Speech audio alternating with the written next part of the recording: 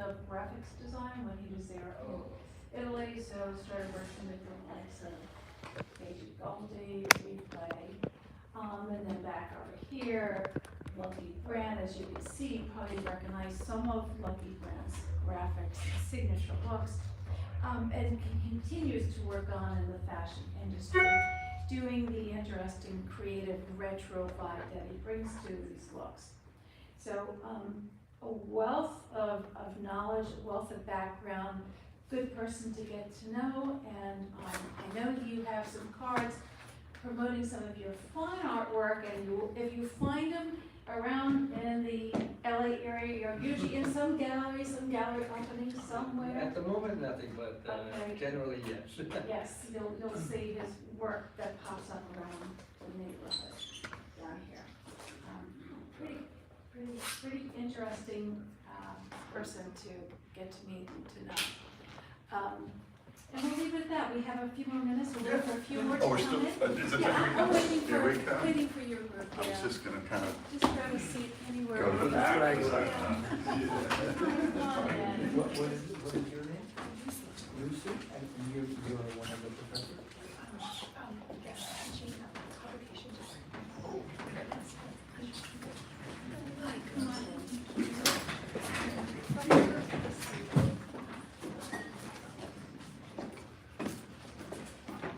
We have one or two more Okay. students joining us there. They're Okay. probably on there. Thank you for the stragglers. Thank you so much. It's warm in here, isn't it? A little bit. I didn't. Yeah. Well, you got a big jacket on. You know, I was waiting for getting cold out there. It usually doesn't.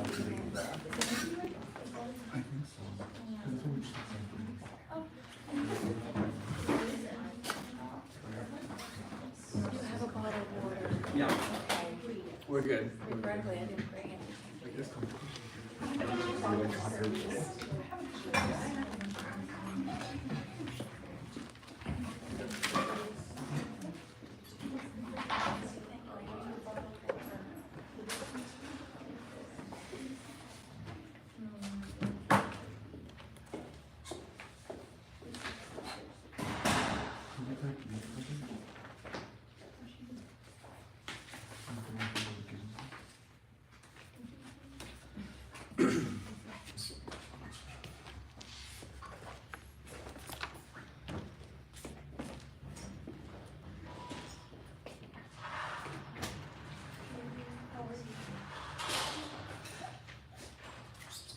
Thanks a lot. That's a nice bottle. Good graphics.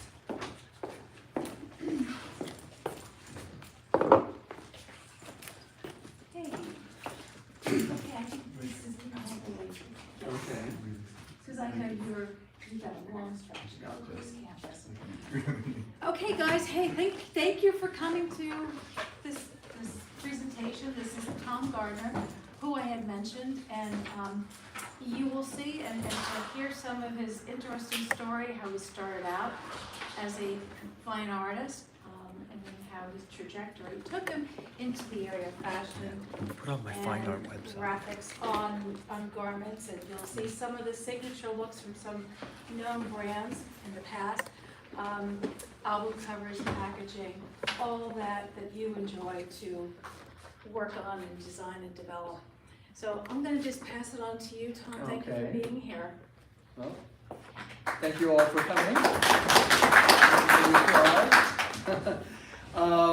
Yeah, first of all, I just want to, basically say what she already said, that I also work in the fine arts and illustration and graphic design, kind of just fell into graphic design really, but I'll get into that.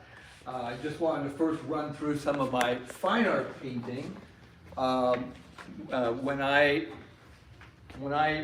When I first started studying, I was studying at UCSD at a time when they didn't even have drawing and painting classes in the fine arts department. Everything was conceptual, performance art, video art, installation art, etc., etc. And I told them, well, I wanted to paint, and they're like, paint? That's what little old ladies do in the park on Sundays. That's not what real artists do. I I mean, they really said that. and anyway, so I was kind of a renegade, and I really felt like I was, doing something wrong because I wanted to paint. But anyway, I ended up going to the Academy of Fine Arts. But first of all, I just wanted to run through these are like some of my classic stuff, where the thing about the Academia, it wasn't that great of a school, but it was right next to the Academia museum. So I was in the museum every day, and I could really see those things. But you weren't allowed to take photographs in those days, so I would kind of take it on the slide like that, and the paintings, the pictures came out beautifully blurred. So that was the genesis of some of these blurred ones here. But then here, go to the car paintings here. Yeah. So then I get into it. This is traditional painting is all about layering. So when I came back to the United States, I thought, well, what can I do to make this more contemporary? And I thought, oh, Photoshop, of course. It's all about layers, And I thought, well, what would my subject be? Well, of course, drive by LA. Everything's drive in, drive through. And so here I'm trying to make abstracts out of car forms and stuff like that. So that's just very quickly what I do. But I first wanted to back up a little bit and go to the Academy. Go to my other site. I've seen enough there. And now go all the way down and go here. There. Go there.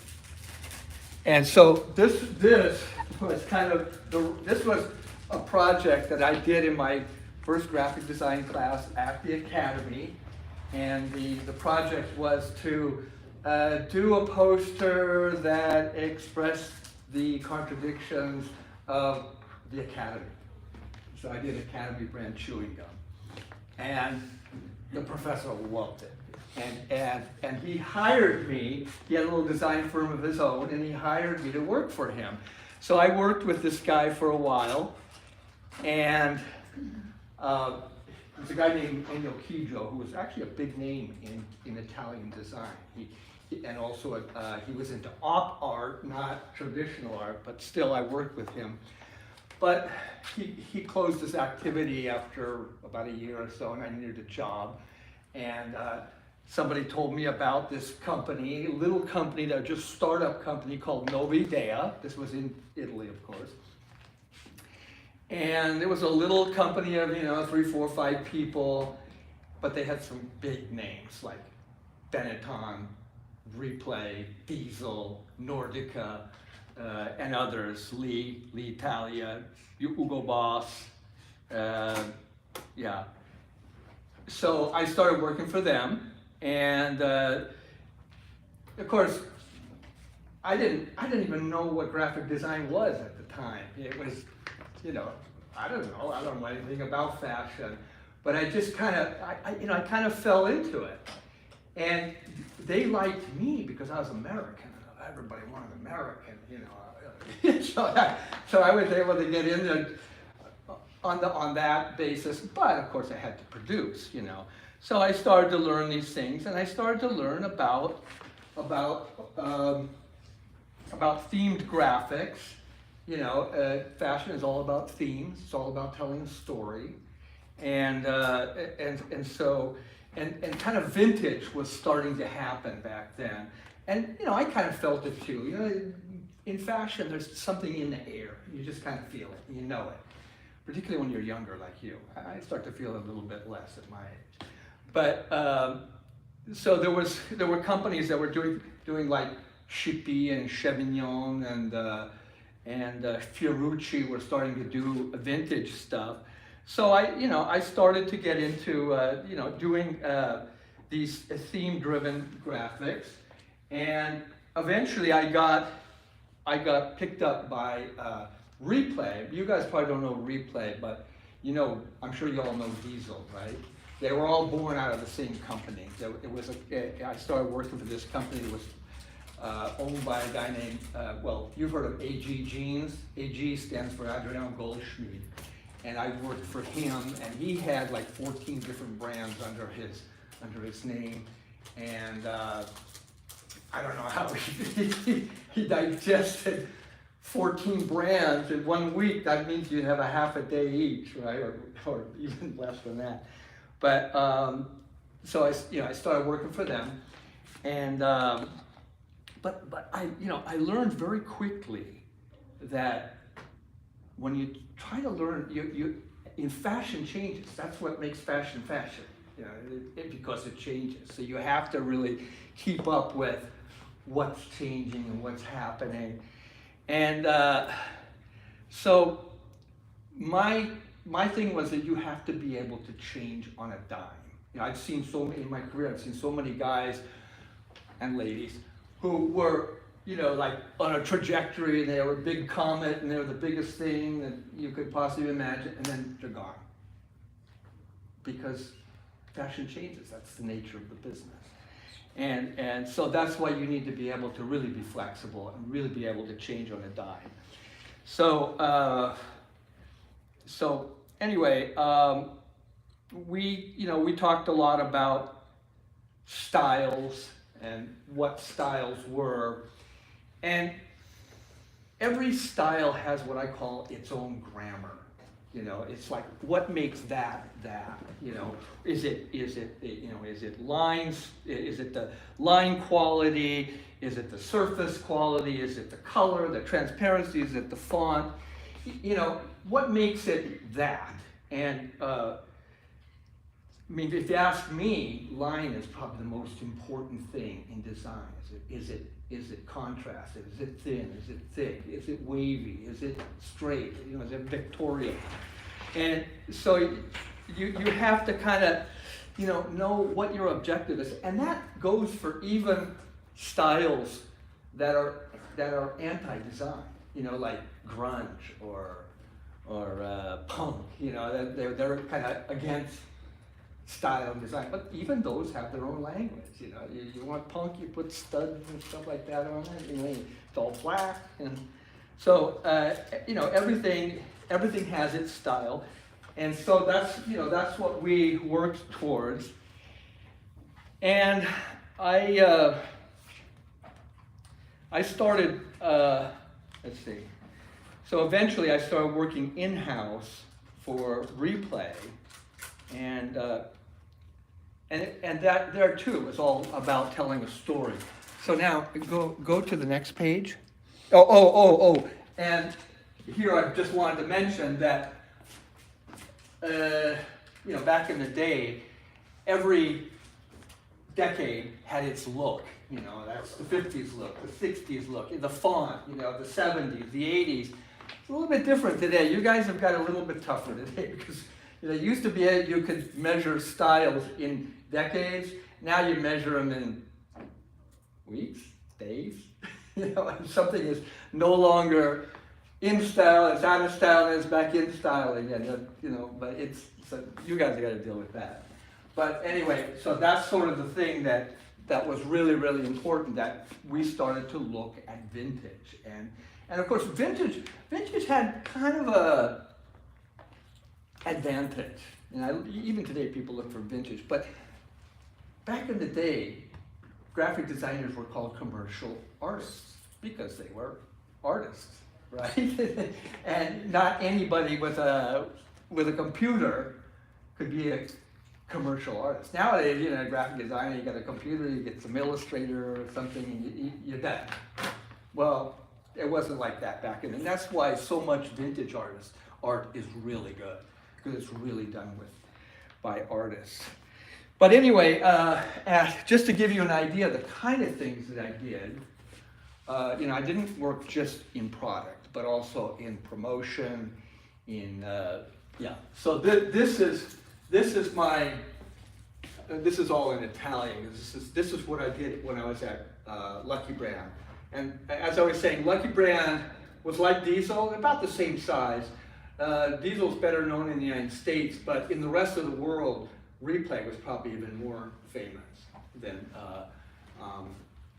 so it was a big company. I mean, when I was there, it went from about 90 million to $500 million as a company. So that was a pretty good size.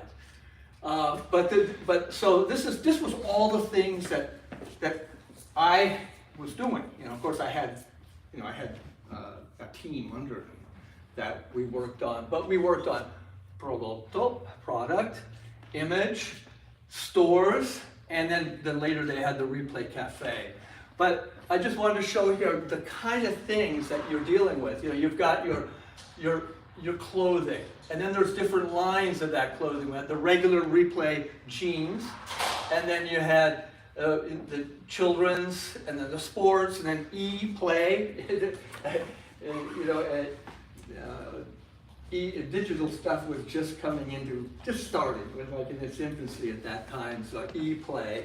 But then we had accessories, and then we had our fashion, we had our denim, and then we had like the express stock would be like what would go to outlets and stuff like that. And then of course, this was where I was at, the printed stock, you know, printed tees and fabric designs. And then of course, as you'll see here, I got a million things that I did, you know, labels of all kinds, the pocket labels. We had a little character that I invented here, Mr. Overalls. And then we started doing perfume, and so then we had we had you know, our advertising. So we did TV, we did other things. We had you know, like posters. We even sponsored a Formula One car, and then a ton of catalogs of all types. This was a decoration I made for a tram that was in Hong Kong, and then more of these catalogs of all types, and then we just did a ton. Now you guys who are doing package design, we did a ton of things like calendars and Christmas cards and invitations to parties, and I mean, just to give you an idea, you know, nowadays most big companies are being taken over by the money people, and they say, "What are you spending that money on all this stuff for?" But you know what? Success breeds success. You know, if you could show people that, oh, we got the money, they're going to believe in you, and you show that by spending money. You know, and that's how they made their money. This was an invitation to a party. We actually went out and bought a whole bunch of old 45 records and brought them to a shop and silk screened this stuff on it. This is a punch-out drink ticket. I mean, they went all out. And like, you go to a party like that, you don't forget it. You know, oh yeah, they must be successful if they spend all that money. Try to explain that nowadays to the money people, you know, forget it. They don't get it. They don't get it at all.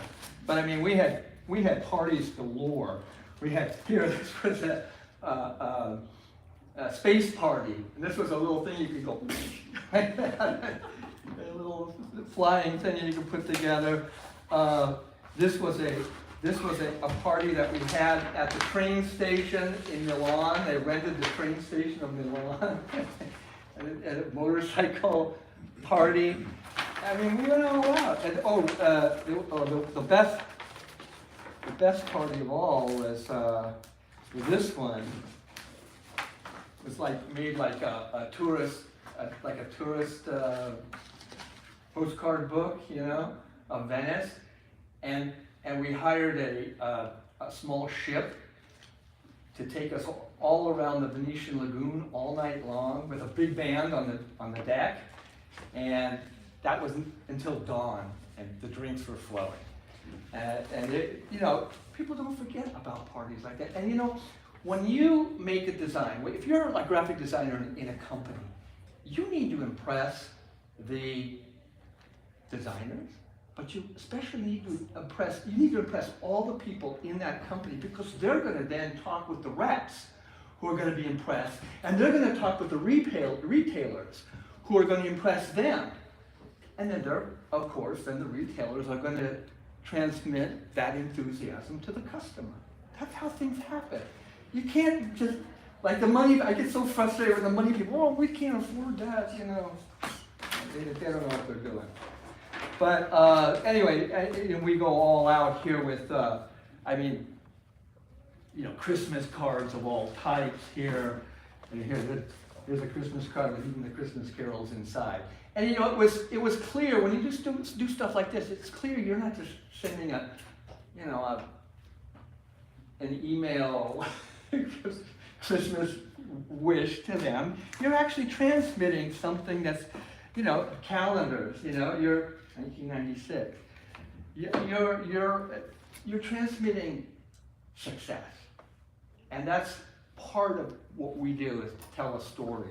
This was a guide for people they were trying to sell franchises of the stores, and so this was a little a flyer for the stores, and you can see this was all kind of a country store look. I mean, even though this was in Italy, it's all in English, all American, and that's just an example of the things. Oh, and then here among these catalogs, we have a ton of catalogs here. I mean, big ones, little ones, all sorts of catalogs. We had what's her name, Ellen von Unfert. She's a super famous fashion photographer. That was kind of a weird story. She was doing our winter collection, photographing it, and so if you're going to do a winter shoot, where would you go? And she could go anywhere she wanted in the world. That was part of the deal. Anywhere she wanted in the world, first class, and shoot anything she wanted. She had complete artistic rights. Okay, so where would you go if you're going to do a winter shoot? Go to the Himalayas, or go to Alaska. She went to Palm Springs. and she didn't like the clothing, so she had the lady in a winter shoot with a leopard bikini of her own, hitchhiking. But the important thing is it said Ellen von Unfert on the page, because she was the photographer. Again, success breeds success. And she was getting $85,000 a day, and that was, maybe it was I don't want to exaggerate, I think it was $80,000 a day, but that was in the 1990s. But anyway, this was also another interesting thing. We were really promoting denim. I mean, everybody wears holy denim nowadays, but Replay was one of the first ones to really start to experiment with aged denim, worn out denim, and we tried everything. We would actually, to get those, they get these like whiskers, they call them. We would actually print. We would print with acid, and to try to do that, try to get those whiskers and stuff. So it was all kinds of experimenting, and they went to a Japanese denim manufacturer called Karabo. They were kind of they were dusting off the old ring denim machines. Nowadays, I go to a store and ask for ring denim. The clerks don't even know what I'm talking about. Ring denim. Ring denim is made.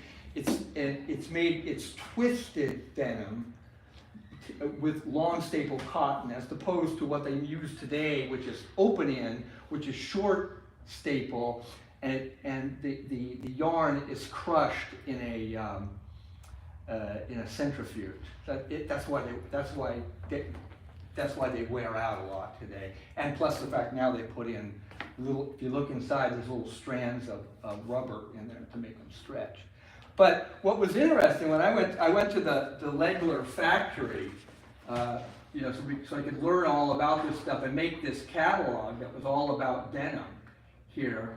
But one of the interesting things that I remember is how they how they dyed the denim.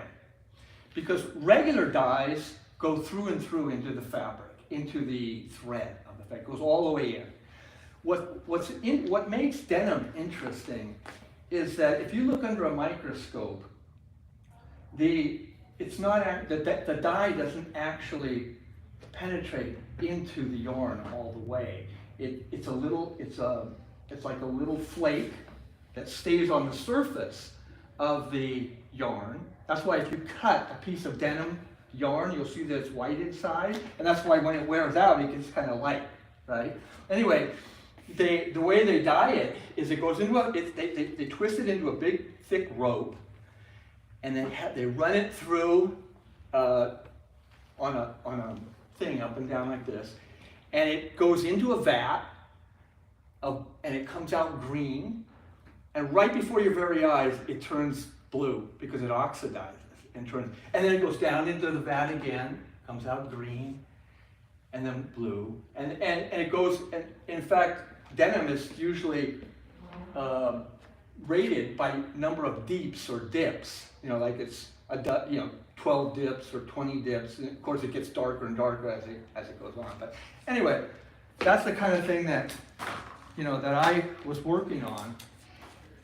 And I was all, whoops, well, I'll go back. So, yeah, so I guess I already mentioned here, then we worked on the stores. I worked on a lot of the, how we wanted to present the stores, the tables, how we painted the floors and stuff like that. This was actually on Melrose here in LA. So they were here in LA, but they eventually disappeared.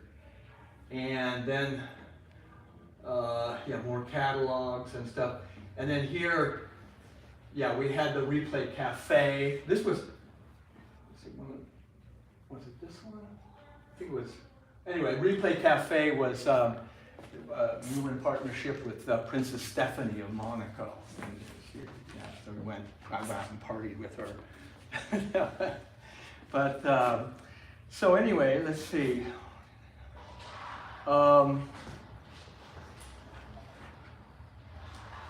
So, I don't know, I'm gonna, I also wanted to go through this book here. This is a published book of mine. But if there's any questions, I'm happy to answer.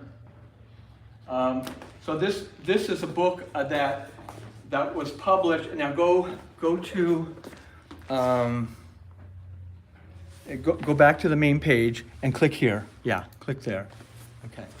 So this is all the pages of this book, if anybody's interested. This was actually very successful. Every design company had a copy of this book back in the day because it's kind of a Bible or an encyclopedia of themes, of styles, And I even made it as a bag. And I had the printer, or the binder in fact, this was also printed with, what do they call it, flexography, so that it felt like a grocery bag. So, little details, it's all about the details. And so anyway, go ahead. So I'm just going to go through these quickly. And so this is some of my early drawing. And then here, this is some of the early stuff with Replay. This was kind of that old granddad look. But one of the things we wanted to do was to really make Replay feel like it'd been around since forever, And we were so successful at this that Levi's, which had actually been around forever, they're like, hey, well, we got history too. But so anyway, we had this kind of aged look, and go ahead. And then this is like early Benetton I worked on. This is Lee, Italy. Go ahead. And more of that. Your cover was a big company too at the time. This was just some jazz stuff that I did, some jazz albums. And there's these were like displays. We actually put the shirt in the display like this. And then this was this is that kind of like, industrial, enthusiasm for the times, you know, and you know, yeah, this was the kind of industrial look, and you know, when I came finally to the United States and ran into, I first went to Abercrombie & Fitch and then to Lucky Brand. They were totally copying, and they had everything I'd ever done. I didn't even have to bring my resume. Anyway, go ahead. Yeah, that's more that industrial enthusiasm, the post-war industrial America, you know. Go ahead. And then, yeah, there's just more of the kind of work look. Work was huge back then. Go ahead. And I did some sports. Everything was American. Had to be American. They really picked up on the American thing, and you know, more of the American thing. Here, this was actually a tie display. That was a real tie that would go in there in the window of a store window. And then we did, you know, this golf for tourists. Well, Novidea, that was the name of the company where I worked, Novidea, and that became their symbol, the tourists. But and then then here the cowboy look, of course. Here and here, this is probably one of the first, I guess. Well, I have a similar one to that. The first ones that you'll ever see that were actually distressed, you know, like here, I brought that to the printer off register because, you know, I wanted that off register look, and the printer had never seen anything like that. I put it back into register. I said no. But this is like real early distress. Everybody distresses nowadays, but this was early. This was an illustration that was a billboard that I did in gouache, okay, and just more Hollywood, you know, the midnight miss, you know, the military kind of World War II military look. Go ahead. And this is real early diesel. You know, it's supposed to be like, this is like first collection. This was Diesel's first catalog ever. And they were just a startup company back in the day. But we did this one here.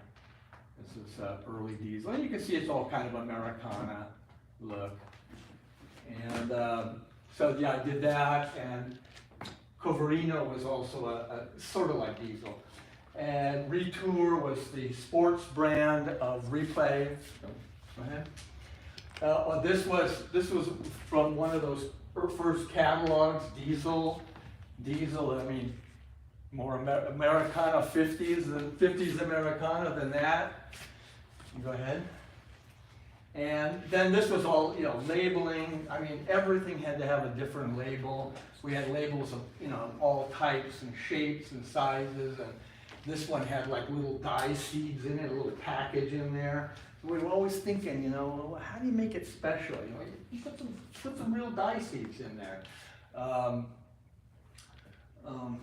We had all sorts of stuff here. Go ahead.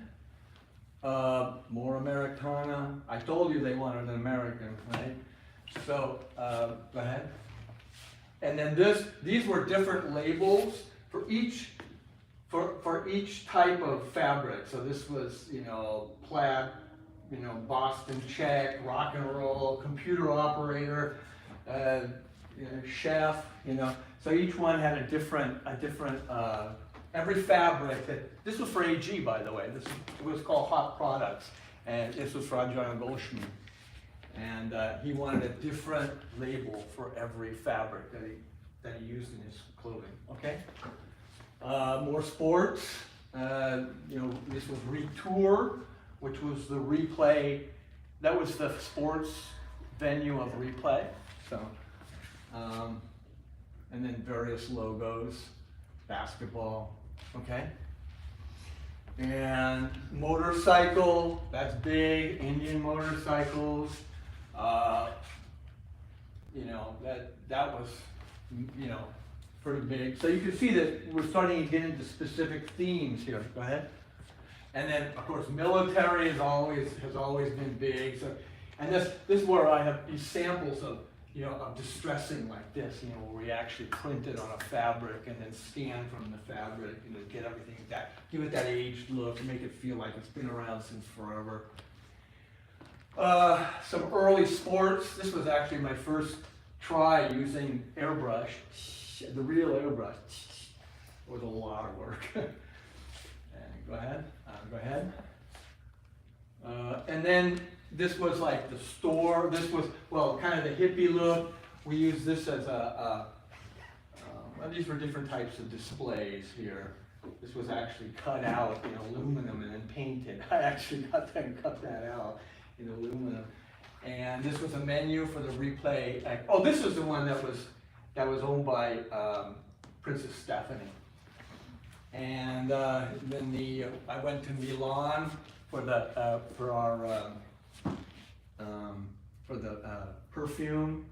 That was kind of interesting. Do you know there's one fragrance that's literally called cat piss in the business? Because if you smell it right out of the bottle, it smells just like cat piss. But if you use just a little tiny bit, it's absolutely exquisite. But in the business, they call it cat piss. Pisce di gatto in Italian. And and then have you ever seen 4711 Eau de Cologne? 4711. Yes. You know 4711. Oh, yes. Oh. Yeah, I mean it's like the original cologne. Well, you know what 4711 stands for? It was the civic code. It was the address code of a pharmacy in Cologne. And when it was taken over, when the French invaded, they took over and they found this purgative that they could drink, but they also could put it on their dirty bodies. And that's literally where Eau de Cologne comes from. It was originally something you drank, but it felt good on a soldier's dirty body. But anyway, go ahead. Sorry, I took a little foray into other things there. Cowboy again. This was the children's line here. Replaying Sons. Some of the bags here. Okay, go ahead. More bags. Country store look. This was a shoebox. Replaying Sons, children. Okay. This was actually another company, but again, you put the shirt for a window display. You put the shirt in there, okay. And this is that tram that this is actually an oil painting I did of the tram in Hong Kong. I did the design for this tram, and somebody took a picture of it, and I did an oil painting from it. And then catalogs, just endless catalogs every season. They only had 2 seasons. I was shocked when I came here and we had 4 seasons a year, but Americans worked way more than everybody else. And so we had spring and summer, fall and winter. Here we do 4 seasons. But anyway, go ahead. This was the book I just showed you here. More fashion. This was the store catalog. Get your own store. You can see how these were like I did like museums of all kinds. We went into all these stores. We went into on these antique buying forays. In fact, we had a guy who worked full time, and he would go from swap meet to swap meet in America to buy all kinds of old junk that they could put in the stores. They'd give him a pack of money, and he'd just go and buy and buy and buy. And that's how we got all this stuff. But I remember one time we also went to the Amish country because they had great, antiques. And they were just shocked to see fashion people there. We spent an evening with an Amish priest singing psalms. But that was kind of funny. They were shocked at the fashion people there. But anyway, this was a house organ because you have a big organization. You got to get everybody on the same page. So you talk about what's happening in the company, what we're doing, you know, what our promotions are, etc. So house organ, and then stationery, you know, business cards and envelopes, etc. Right?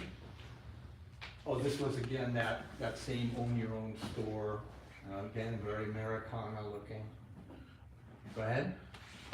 And then I showed you all these things here, which is fantastic. Go ahead. Oh, and then, yeah, this is kind of a hippie party here. Hippie party. But go ahead. And then we would experiment a lot with just different techniques, you know, like I would print out just red from a printer, you know, from just a regular laser printer, and then I would paint over that, and it didn't quite grab the paper perfectly, so it come out all messed up like this. It really good, you know. So you gotta experiment. Go ahead. Go ahead. Yeah, more of the same here, just different styles, different. Go ahead. Here we're starting to get into more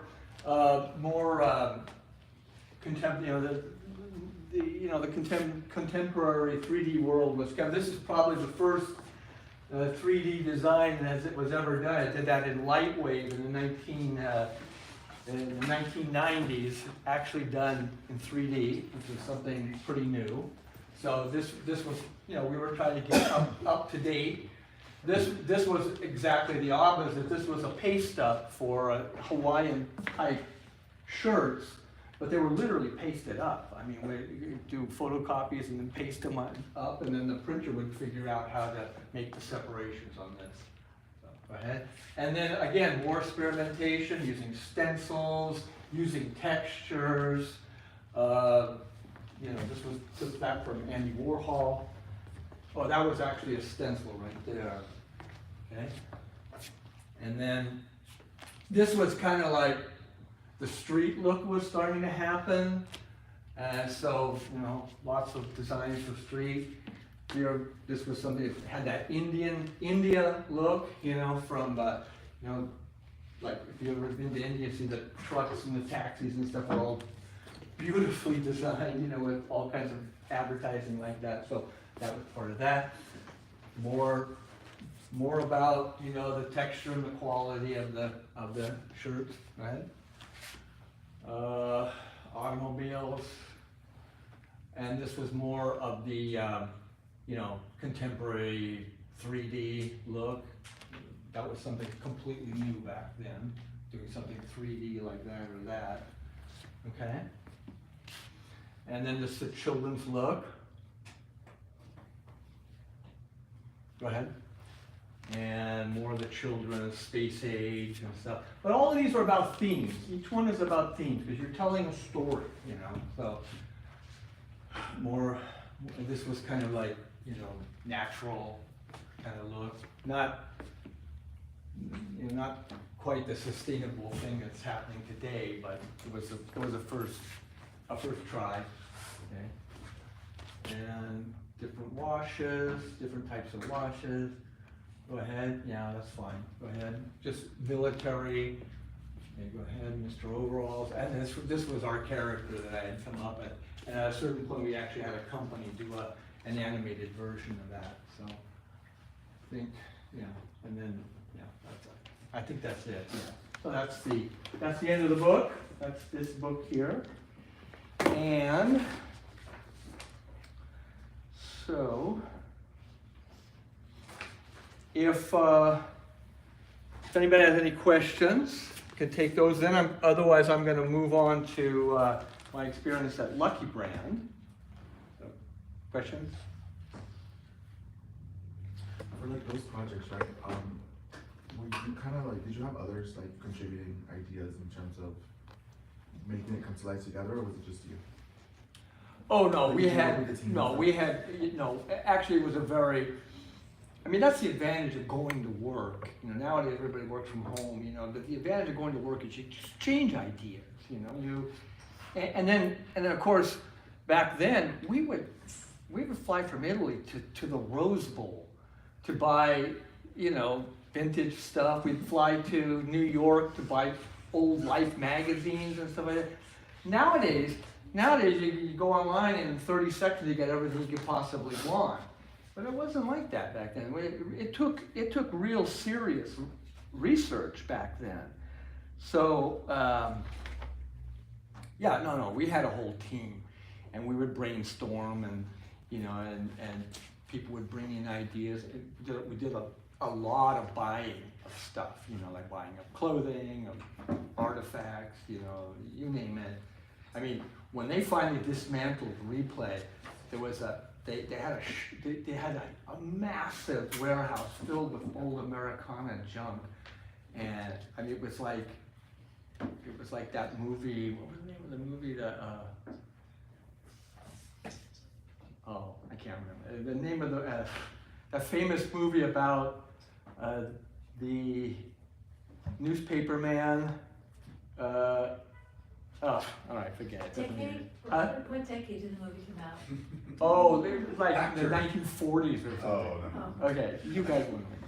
Okay, so anyway, so at a certain point, they did change look, and they. Citizen Kane. Huh? Citizen Kane? Oh my God. You got it. Citizen Kane. That's the one I was talking about. But it's what I do. Citizen Kane, exactly. It was like there's a scene in Listen, Citizen every other Kane way, but- where they go through all of his collection of art and stuff. This was kind of like Citizen Kane, which is this massive warehouse. Well, they changed their look. They wanted to be more artsy. It's kind of a failure of virtually all denim designers, is that they really aspire to be high designers. And it's the same was for the guy who owned Replay. He wanted to become, high end and not just a denim designer. I've seen that happen so many times. But anyway, so he changed the look to be more artsy, more like, contemporary art looking, and it just didn't work. And eventually he tried to call me back, and well, and by then I was already working at Lucky and getting much bigger salary. And I told him, well, okay, you want me back? Now you pay me an American salary, And we went back and forth. Eventually he agreed, and I said, okay, but I want a BMW too. He said, okay, I'll give you your damn BMW. But anyway, we sealed the deal with, he commissioned 5 paintings from me for his showroom in Milan. And I sent them to Milan. I sent them to him, the paintings, the day they got into customs. The guy up and died on me. So, 47 years old, 47. Heart attack. So that kind of closed the story for me with Replay. It would have been great too, because he said, Tom, you come here and you work 3 days a week, and 2 days a week we're gonna go to my house and we're gonna paint. And he was starting up a real serious art collection, and he was collecting my artwork too. So anyway, I went to well, first I went to Abercrombie and Fitch. I went for an interview. They called me up and offered, because I had this kind of falling out with them because they completely changed their look. Then they changed their idea about changing their look. But in the meantime, I basically wasn't working with them anymore. So I got this offer from Abercrombie & Fitch, and I go there and I interview with them. I have dinner with the CEO at a fancy golf club, and they hired an Italian family to take care of my son while I was interviewing with everybody. They had everything I'd ever done. I didn't even have to bring my portfolio there. And but the second time, I was a little bit on the fence because, Columbus, Ohio, really? And, what's going on in Columbus, Ohio? If I lose my job there, what am I going to do? And the second time I went there, I get out of the airport and I get in a taxi and tell them to take me to the Limited, which was where Abercrombie & Fitch was. And he said, what are you, a designer? And I said, well, yeah, why? Oh, they come here all the time and then they leave. I said, whoa. I mean, if this is common knowledge among taxi drivers, it must be pretty serious. Anyway, so I didn't take the job. But then I did get an offer from Lucky Brand, and I started working with Lucky. And of course, you know, this is LA, so there was lots of work here. And so, you know, this is all Lucky Brand stuff. And Lucky Brand was kind of, like, they were kind of taking off on replay. And you can see here, like, you know, the feel here is just like a lot like replay. So it was a lot like, you know, they were basically copying what we were doing. And this is, here you can, what's that? Oh, those are different things. That was a pin-up I did for Lucky Brand. Yeah. So anyway, this is kind of like an ordinogram, like I had for replay, and you can see the feel is very similar here. So and we did also lots of stuff here, from underwear, and you know, they got it too. You know, you spin. This is a vacuum packed T-shirt, and they kind of got it too. You know, that if you spend money, you know, success breeds success. You know, this was a billboard that was on the Queensboro Bridge for 2 years in New York, and it was about Lucky Brand. You know, in fact, a copy of this ended up at the Transit Authority of New York, and you know, did lots of like interesting. These are things you can give away. You know, and again, it's you know, success breeds success, and we had, like, here, this was an invitation to one of our parties where we had, this was that the one with Jay Leno? Well, we had like Jay Leno, we had fantastic parties there where we'd have things like Bob Dylan playing at a private party, you know, Jackson Browne, Bonnie Raitt, Stephen Stills, Chuck Berry, Little Richard, you know, then we had Dana Carvey coming and as a comment.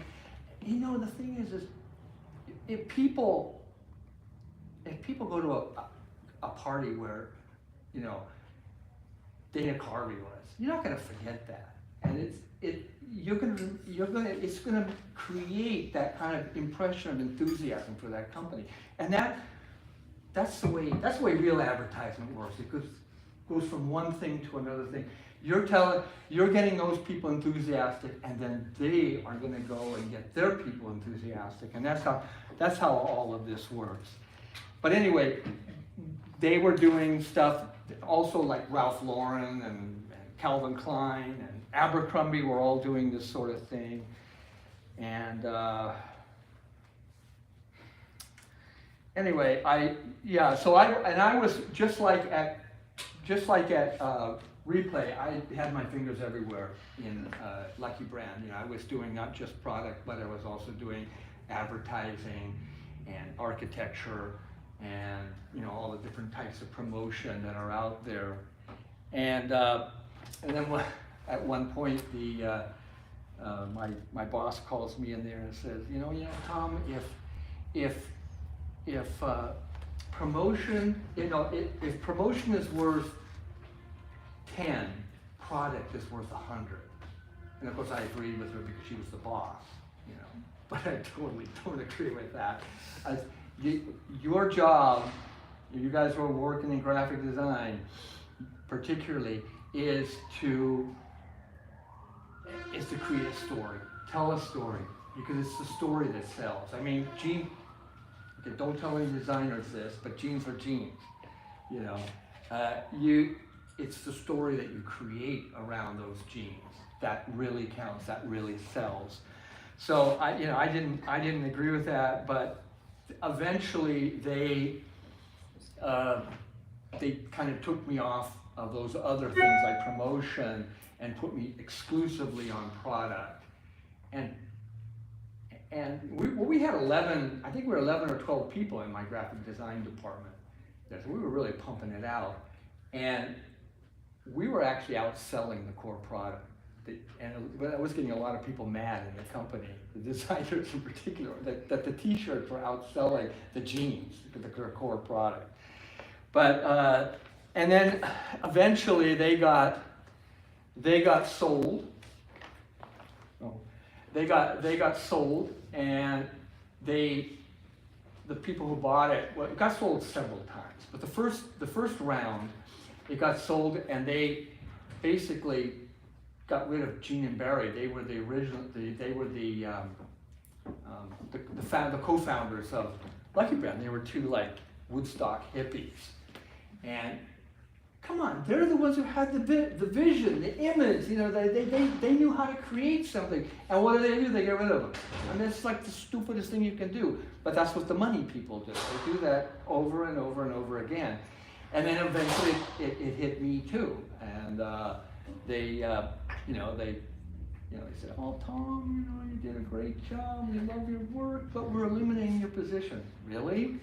And so they do that. These are because then it gets bought by these private equity companies who take over these businesses. They fix them, and they fix them for good, because they get rid of the big salaries. I had a big salary, and they get rid of those salaries, and then they make the books look good, and then they can either sell the company with the books looking good, or they can load up the company with debt and then go into bankruptcy. So they can line their pockets with the money they take in. It's a really crazy maneuver, but that's exactly what happened at Lucky Brand. And it went into bankruptcy. It kind of sort of exists today. The name is owned by a company called Authentic Brands, and there's nothing authentic about it. If you make any old shitty shirt, you can buy a license to put Lucky Brand on that from these companies. And they have everybody. Go look on Authentic Brands. Even Sports Illustrated got picked up by Authentic Brand. Anyway, that's the sad story of what happened to Lucky Brand. And so I've got a bunch of stuff here, very similar stuff. I guess now I just wanted to kind of go over some of the things that I did here in our working on, because everybody did everything by hand back then. Nowadays it's going to be, everybody's doing digital nowadays. Try doing an invitation like this on Eventbrite.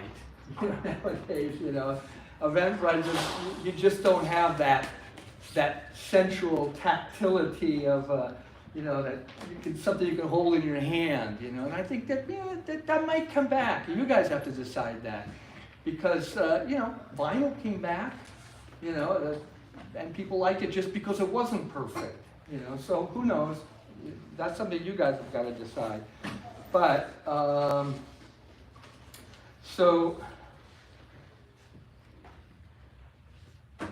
So anyway, everything was done by hand. We had a big studio. We had downstairs. We even had our own silk screen studio, so that we could silk screen things like this, and then we could wet them down so they'd get all washed out and stuff like that, and then we would scan from this. So that way we would get that real feel to it. Same thing here. Here's a shirt that was actually produced, and that was made. With this technique. Where we would scan it down, and then this was printed with what do they call that? It's kind of an acid that burns away the color. Here, like this, here, just experimenting with. We wanted to get some nice stripes, and you'd be amazed with what you can do with bleach. This was done with bleach, and so these are things to play around with, And, here's something we did as a stencil and printed the stencil on fabric and then scanned the fabric. So we went all out. And then, of course, if you want to print something like this, you have to really be working with your printer. You can't just set it in the old printer and hope for the best, Nowadays, there's a lot, this was all screen printed here. Nowadays, it's, nowadays we're using a lot of digital printing, which, it's getting better, put it that way. Like one of the themes that's always big is doing, rice sacks or potato sacks, best way to do it is on fabric like this. So on and on and on, like this, here we were looking for a certain look and trying to find something that looked right, and then we could separate that out. And of course, as a graphic designer, your job is also to work with the clothing designer and kind of direct them. As I got older, I felt like I was a little bit further away from that, the trend thing. I think when you're younger, you understand trends. So it's kind of like the birds and the bees, you understand what's going to be attractive to a potential partner. But I had, by that time, had a ton of experience. So I always called myself a travel agent, I would tell the designer, you tell me where you want to go, and I'll tell you how to get there, because I had so much experience. So anyway, that's kind of your job, is to work with them, bring out their ideas, what can you do to make an American flag interesting, some embroidery, some messing some stuff up here. This was, applique, experimenting, always experimenting. Here, we wanted something to look like was painted on leather, well, painted on leather, and then that was scanned. Here, military look, painted on fabric, Here, I wanted to get some really good, genuine crackle, so I used some crackle paint and put that, and then painted it over on a wet fabric, So on and on and on. And we were actually well known for all of that stuff. I wanted to also show you here some originals. Sorry I brought too much stuff today. And believe me, this is only the tip of the iceberg. But there's some original inks drawings. You know these guys, right? Cheech and Chong. And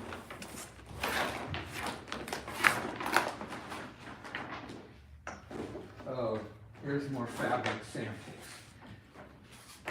You're working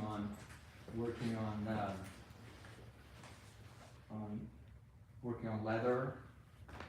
Here, this was made for patterns, working on rice paper. You can do some interesting things with rice paper. Here, paint over this and then paint it away with bleach. Play around with that stuff. You can do some interesting stuff. Here's another one. I wanted an old messed up 54. And more of that. This was just doing oh no, this was a tree. The designer wanted to have some aspen trees like this, so did that. Hippie, motorcycle, try different lines. These are things that you can experiment with. And here's some more bleach.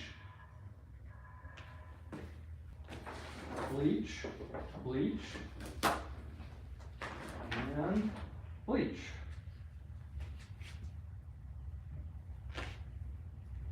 And that's all done with bleach. Bleach pen or toilet bowl? What's that? is that bleach gel or the total gold bleach gel, or is it I just bleach use a pen pen. or paintbrush? A or- paintbrush, bleach with paintbrush, yeah. I would also sometimes water it down, you have to kind of play around with it, because it can be too strong, you can water it down a little bit. So if these are designs, you're working on a fabric to get the right feel, and then they're gonna be, what, drum scanned? Then we scan They it, not drums, yeah, we scan Flat it on scan. our own scanners in Yeah. our studio. And then that becomes the film for the silk screen. Yeah, yeah, exactly. So here's more, that we did it this time. Oh, this one, you all know, Miley Cyrus? This one. Now we do, she just won a Grammy. What's that? She just won a Grammy. Yes, yes. Well, this was just the inking.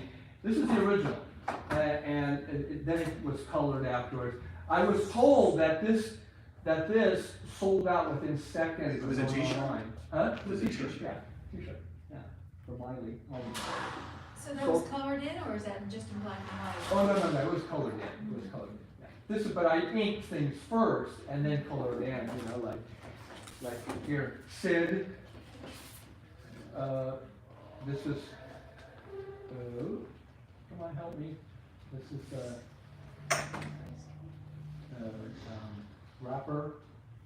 Oh, Ice Cube, probably. Ice Cube, that's what it is, Ice Cube. Good for you, yeah. Yeah, flex. I'll tell you where that was. You know this guy, and Marley. Oh, this I'm working a lot now these days with Jason Momoa. I'm working for a guy. I'm working for a company called Mayborn, and they're also doing a vodka along with Jason Momoa, and that's the vodka in there. This of course would be colored too. So it's called Bailey Vodka, and this was an illustration I did for them. Bailey Vodka. Jimmy, again Jason Momoa, holding the Bailey Vodka. Willie. And this was just an. These black and whites, we can also scan these and make this into, we can discharge these also as well. Oh, yeah, And, okay, just some other illustrations here. Oh, this was like going through Pink Floyd, like this one, this is the black and white, this was the original sketch, going the black and white, and then this was inking in each color. So I would put them together in Photoshop, then I would color this. I don't remember what color exactly it was, but that's kind of an interesting process where we actually separately do the color. Do you have a final version of that one that you could show us? What's that? Do you have a final version of that Pink Floyd graphic that you can show us? Yes. Go here. Go here.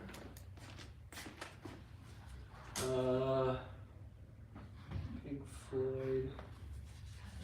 Oh, here. Oh, yeah, there. This one. No, was it? Yeah, this one. Yeah. So you can see there's a little bit of color in there. That color was done separately. Yeah, that one.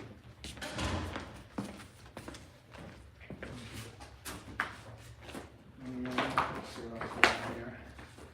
More rice paper, beautiful stuff with rice paper. This is rice paper mounted on board. This was for a kind of more of an Asian design. Too much stuff here. Car designs. Some 49ers. Lucky Brown with the lucky underpants on. Kind of like Indian paisley design. Kind of what do you call this? Latino look. Oh, this was, I did this for, the group Nana. It's a a very famous Mexican. It's like the Beatles of Mexico. Did that. And this is kind of interesting. This is done with scratch board. So I paint on here in black and then like scratch away those lines in there. So that's something interesting. This was a shirt I only did half because then the other half just is flipped. And it was what's his name here? I forget his name. You've heard of Lucy in the Sky with Diamonds? The Beatles. Did a lot of stuff with the Beatles here, kind of Polynesian look. And each one of these has got a different theme, you know. Polynesian, Indian. This is the original, this was an original drawing for Bob Dylan. And another Polynesian, Asian. Here again, here I would scratch it and then put watercolor over the scratch area, like that. It was again scratch board. Kind of Art Nouveau. What's his name? Motorcycle guy. And oh, this was actually cut in linoleum block, and then printed. And you wanted to give things its real feel. That was actually cut out physically with linoleum block. Sometimes just pen will do it.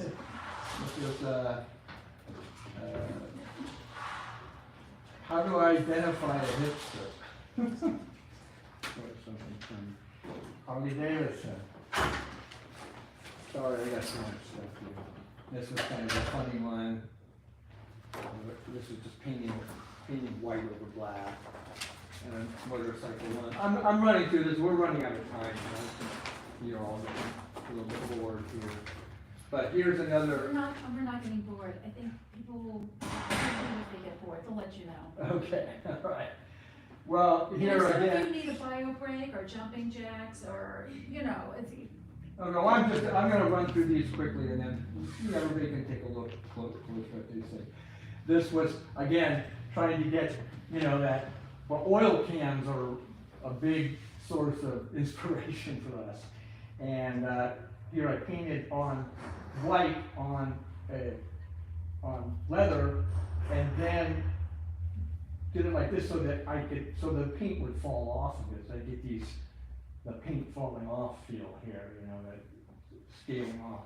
And that's actually worked pretty good. It's still scaling a little bit. Again, experiment. This is rice paper mounted on regular paper, because if you just leave rice paper as is, it maybe bleeds a little bit too much. This makes it bleed just the right amount. If you did it on regular paper, it wouldn't bleed at all. So, a real nice feel. Jefferson Airplane. Bob Dylan again. This is pen and ink. Again, kind of Latino look, Maria. And this is scratch board. It was all scratched on there. You get some great effects with scratch board. More kind of India designs. Oh, this was kind of funny. This was like, the French style of, what do they call that? French olive toile style. But it had it's all the horror movie themes and with skull moon.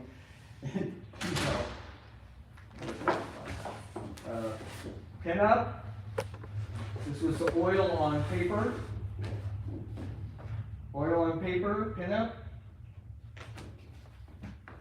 And again, Hispanic style on scratch paper, Fender, guitars. I think more scratch board. Oh, this was a done in pencil. This is for a posthumous album cover for Tom Petty. So this would also be in color. This just came out. It just came out a couple months ago. And, oh, here, this gives you an idea of what I was talking about, of how to put together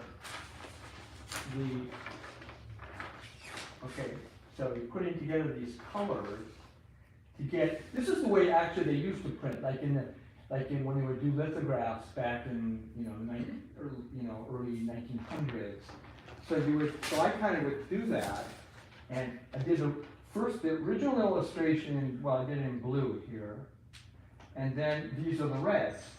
So where you have, like if you look at her leg here, it almost looks like it's an orange, but there's only really two colors here. So that's how they used to create the feel of a full color back in the day. And so these two things go together in Photoshop, and this was the result.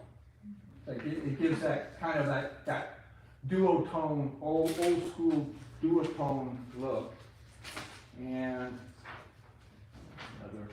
this one actually did this on wood. I don't have the wood here. And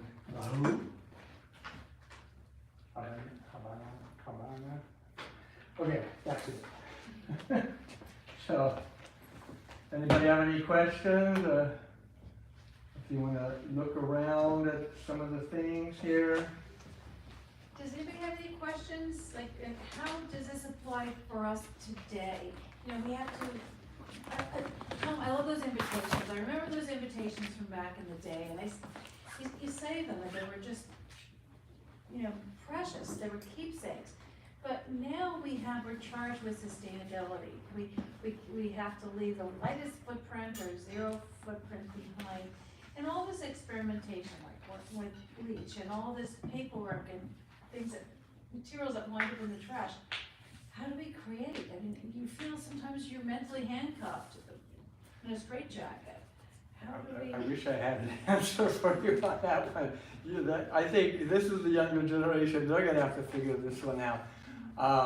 No, I agree with you, but I mean, so we would do this. Today you send out an Eventbrite invitation, and and like I said, I think that there's something to be said for something that's hands-on, and there's a tactileness to things that makes a difference. And like I said, vinyl came back, so why can't some degree of tactility come back too?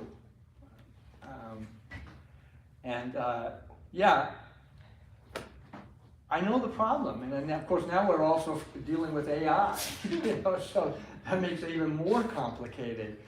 But I still think that there's something to be said for the actual process. I mean, you can feel the process in these things,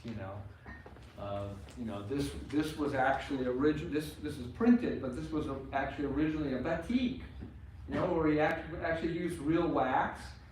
And then you crack it and you dye it and stuff like that, and you can feel it. You can feel. I mean, this then was printed afterwards with what do they call it? It's an acid that they put on it that kind of burns the dye. Maybe that's not sustainable. I don't know that, but I don't have an actual answer to your question. It's a vexing one. Yes, yeah, I guess, that's where creativity and, designing outside of the box and looking for other means and other ways of repurposing or giving life to what you're creating as part of your packaging, promotion, and product. Well, nowadays also everything is like like in the past, there was styles by decades. Now the styles change so quickly. And I think that a lot of that has to do with the online culture, because everything is available, everything's there. So nowadays, everything is mixed and matched. You can have sports clothing with lace or something. Everything goes today. And, I can't tell you, I can see it, but I can't tell you where it's going, you know? And, you tell me. They know, Huh? they know where it's going. I mean, they're living it, right? Well, of course, Yeah, of course, and- of course. You have, you know, when you're younger, you have a sense for those things. You know? Yeah. I'm sorry to say this, but you lose it at a certain point. I mean, fashion has lost that mystique. I think it's about where it's coming from, the runway or from the top on down, but now it's from the street on up, and now it's moved on to personal expression. Yeah, And it's, like you said before, find your tribe, express who you are, the tribe that you belong to. Yeah. It is about yeah, putting together yeah. what you believe is important and personal expression. And tell a story. And Tell tell the a story. story. Yeah. If you don't have a narrative, you don't have a product. You know, you've gotta have something to say, because, you know, a shirt's a shirt when you get right down to it. Right. You know, so, yeah, it's a tricky time, and not only that, you know, in this economy, the kind of all those middle range companies like Lucky Brand are pretty much gone.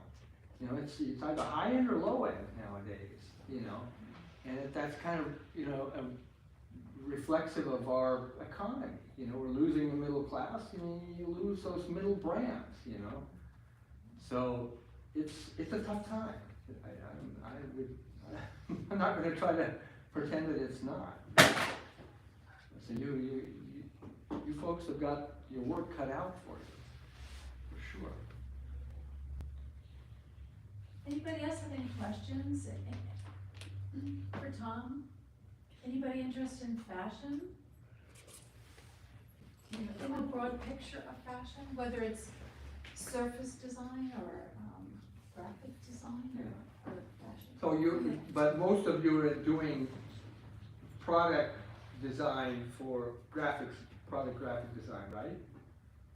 Well, only in my class, graphics design and fashion, we are focusing in on the fashion business and Right.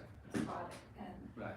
the product and Product, the yeah. emotional aspect of it. But of course, even in product, you know, you have to have a view of